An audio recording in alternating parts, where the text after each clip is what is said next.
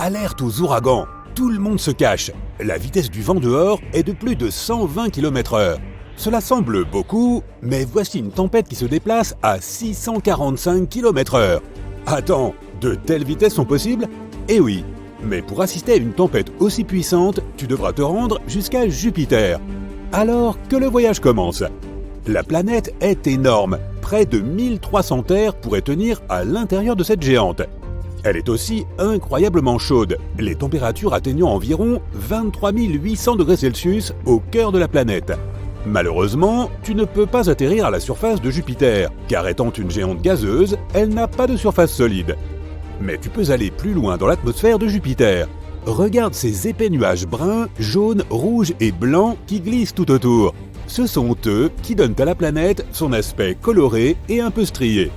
Si tu continues à descendre vers le centre de la planète, tu verras son atmosphère, principalement composée d'hydrogène et d'hélium gazeux, se liquéfier.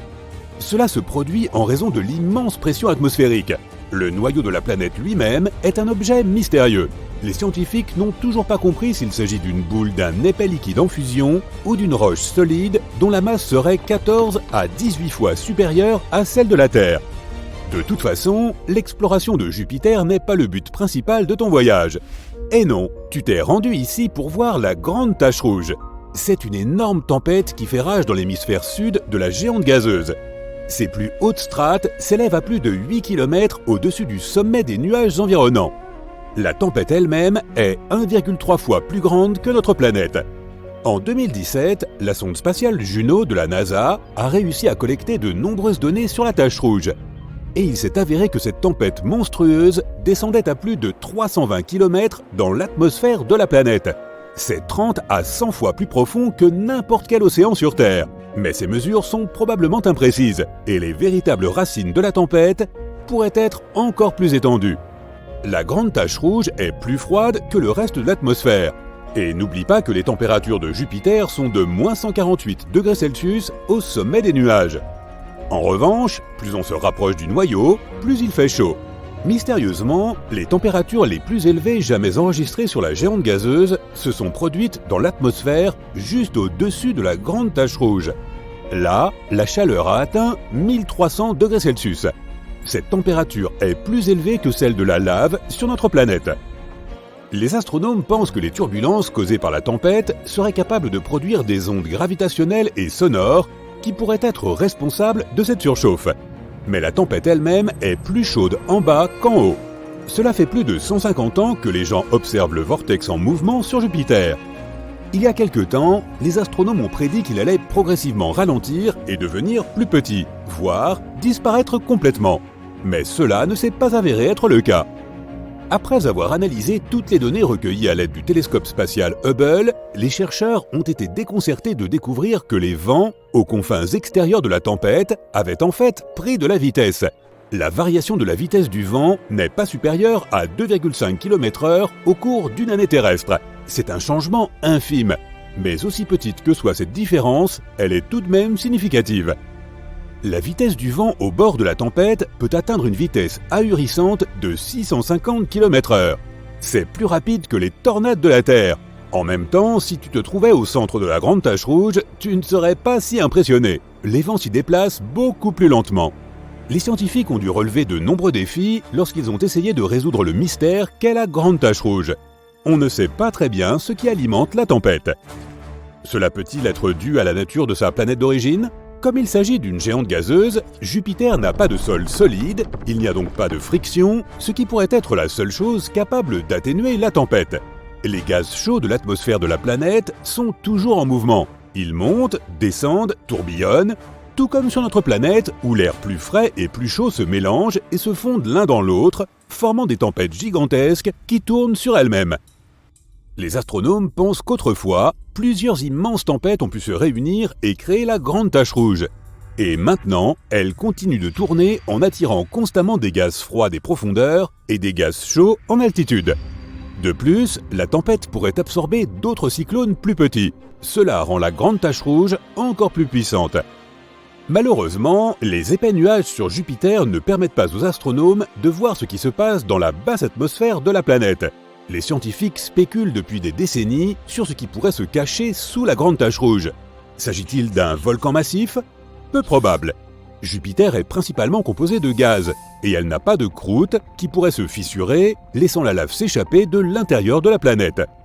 Il existe également quelques théories expliquant pourquoi la tempête possède cette couleur caractéristique. Elle varie du blanc et du rose pâle à l'orange vif, en passant par un rouge brique. Certains scientifiques pensent que la réponse se trouve profondément sous la grande tache rouge, plus près de la surface de la planète. Une couche de gaz incolore pourrait réagir au rayonnement UV provenant du Soleil. C'est probablement ce qui donne à la tempête sa couleur rouge. Mais pour l'instant, ce n'est encore qu'une théorie. Maintenant, tu en sais à peu près autant que nous. Jupiter n'est pas la seule planète qui peut se targuer de sa tempête géante. Une autre, aussi vaste que notre planète natale, fait rage sur Saturne. On l'appelle la Grande Tache Blanche. C'est pratique pour les différencier. La tempête a une traîne de nuages blancs qui encercle toute la planète, et elle se produit tous les 30 ans environ. Cette tempête démarre effectivement comme une tache, mais ensuite elle commence à s'étirer et à s'étendre. Les astronomes ont découvert que la Grande Tache Blanche était en fait un énorme système d'orage. Et au sommet de la tempête, les éclairs peuvent jaillir plus de 10 fois par seconde. Mais le principal mystère concernant la Grande Tache Blanche est de savoir d'où elle tire son énergie. Certains scientifiques pensent qu'elle pourrait être alimentée par le Soleil, d'autres affirment que la configuration des nuages de la tempête n'a de sens que s'il existe une source interne de chaleur qui puisse alimenter les vents. Quoi qu'il en soit, les violentes tempêtes sur différentes planètes du système solaire ne sont pas le seul mystère spatial qui rende les astronomes perplexes. Passons à Pluton, la plus grande planète naine connue du système solaire, et explorons son atmosphère. Elle s'élève très haut au-dessus de la surface de la planète et comporte plus de 20 couches, toutes glaciales et extrêmement condensées. Par ailleurs, notre Lune a aussi une sorte d'atmosphère. Appelée exosphère, elle est composée d'hélium, de néon et d'argon. Elle est 10 000 milliards de fois moins dense que l'atmosphère de la Terre. En voyageant dans l'espace, fais attention aux trous noirs. Un trou noir est un endroit où la gravité est si forte que même la lumière ne peut pas en sortir. Mais les trous noirs peuvent parfois se comporter comme des volcans galactiques supermassifs. De temps en temps, ils s'enflamment, mais au lieu de cracher de la lave, ils produisent d'énormes quantités d'énergie. Et ce phénomène laisse des trous béants dans la matière et le gaz environnant. Il y a peu de temps, les scientifiques ont découvert l'un des plus grands cratères de l'univers. Les radiotélescopes et autres télescopes à rayons X ont détecté un trou noir supermassif qui a piqué une crise il y a de très nombreuses années. Cela s'est produit dans un amas de galaxies situé à environ 390 millions d'années-lumière de la Terre. Le cratère que cet événement a laissé derrière lui pourrait contenir 15 galaxies semblables à la Voie lactée.